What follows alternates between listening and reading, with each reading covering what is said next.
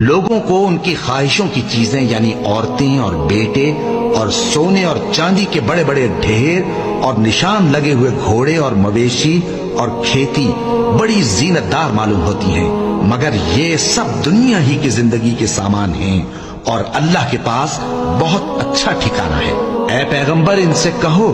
کہ بھلا میں تم کو ایسی چیز بتاؤں جو ان چیزوں سے کہیں اچھی ہو؟ سنو،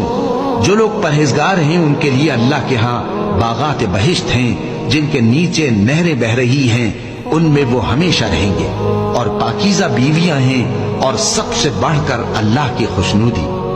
اور اللہ اپنے سب بندوں کو دیکھ رہا ہے جو اللہ سے التجا کرتے ہیں کہ اے پروردگار، ہم ایمان لے آئے سو ہم کو ہمارے گناہ معاف فرما اور ہم کو دوزخ کے عذاب سے محفوظ رکھ۔